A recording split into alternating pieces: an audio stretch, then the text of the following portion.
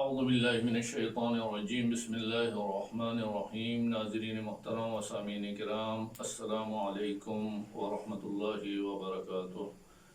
آسانی کے ساتھ قرآن پڑھنے کے سلسلے میں ہماری گفتگو جاری تھی اور سلسلہ گفتگو یہاں تک پہنچا تھا کہ ہمیں قرآن پڑھتے وقت جو ہماری غلطیاں ہوتی ہیں پہلے ہم ان کی طرف توجہ کرنا چاہ رہے ہیں تاکہ ان کو صحیح کیا جا سکے، کیونکہ جب تک ہمیں اپنی غلطیاں پتہ نہیں ہوں گی ہمارے لیے صحیح کرنا بھی مشکل ہوتا ہے۔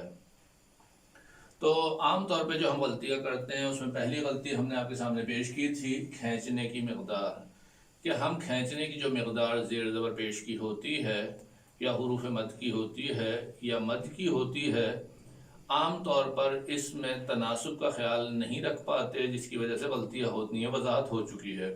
دوسری چیز ہم نے بیان کی تھی کہ الفاظ عربی زبان میں کچھ بھاری ہیں، کچھ باریک ہیں، اور کچھ الفاظ ایسے ہیں جو بعض مقامات پر بھاری پڑے جاتے ہیں، بعض مقامات پر باریک پڑے جاتے ہیں، اور ان کے موارد الگ الگ ہیں۔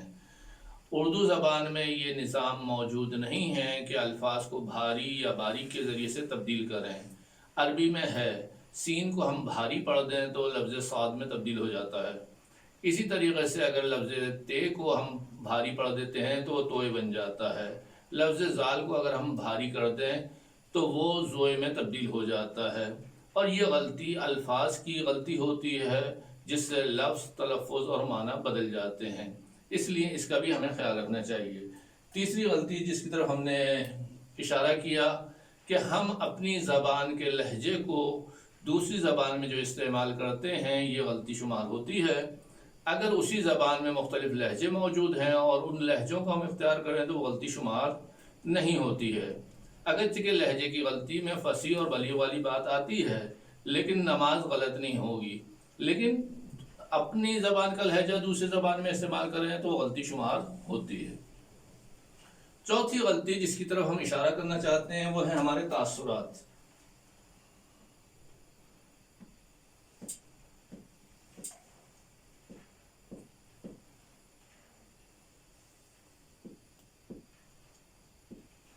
تاثرات کہ جب بھی ہم کسی لفظ کو پڑھ رہے ہوتے ہیں یا ادا کر رہے ہوتے ہیں اور اس زبان سے ہم آگاہ ہوتے ہیں تو اس کے کوئی نہ کوئی تاثرات ہوتے ہیں۔ مثال کے طور پر میں اردو میں ایک جملہ لکھ رہا ہوں،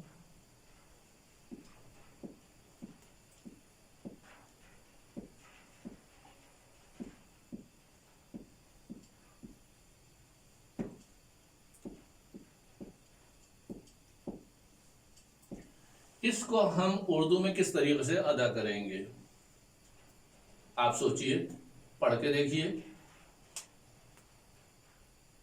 اور میں آپ سے کہہ رہا ہوں کہ آپ نے جو کچھ بھی پڑھا ہے غلط پڑھا ہے۔ اس کی وجہ کیا ہے؟ کہ دیکھیے یہ جملہ ہے، کیا آپ کو پڑھنا آتا ہے؟ یہ ہم نے اس کو اس طرح پڑھ دیا۔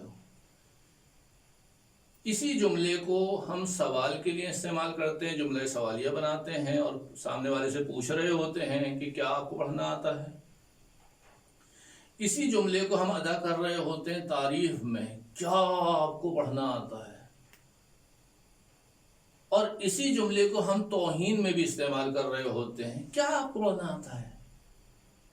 تو دیکھیے لکھنے کا انداز ایک ہی ہے، لیکن ہم اپنے تاثرات کے ذریعے سے، باڈی لینگویج کے ذریعے سے کیا کرتے ہیں، معنی اور مفہوم کو تبدیل کر دیتے ہیں۔ کبھی ہم اس سے استفادہ کر رہے ہوتے ہیں سوال کا، کبھی ہم استفادہ کر رہے ہوتے ہیں تعریف کا، کبھی ہم اس سے فائدہ اٹھا رہے ہوتے ہیں توہین کے لیے،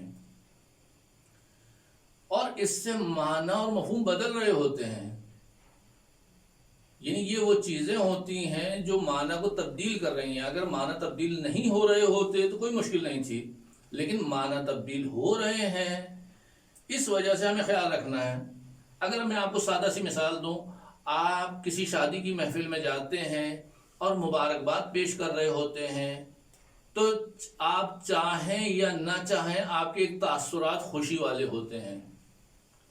آپ خدا نخواستہ کسی مرحوم کے تعزیت کے لیے جا رہے ہیں اور وہاں پر تعزیت پیش کر رہے ہوتے ہیں تو آپ کے پاس ایک جذبات، احساسات، تعزیت والے ہوتے ہیں۔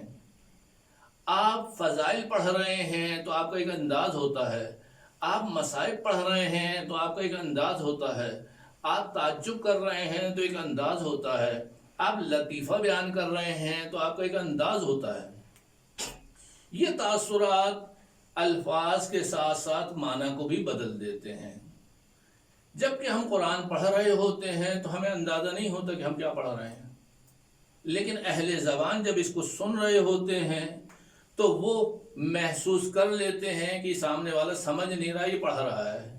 کیونکہ ہمارے یہاں عام طور پر قرآن ختم قرآن کے لیے، جنت میں جانے کے لیے، ثواب کی نیت سے پڑھا جاتا ہے، سمجھنے کے لیے اور عمل کرنے کے لیے نیت سے نہیں پڑھا جاتا، اس لیے ہماری اس بات کی طرف توجہ نہیں ہوتی ہے۔ جبکہ آپ اپنی زبان میں غور کر کے دیکھیں گے کہ کیا آپ کو پڑھنا آتا ہے، کیا آپ کو پڑھنا آتا ہے اور کیا آپ کو پڑھنا آتا ہے، اس میں بہت فرق ہوتا ہے۔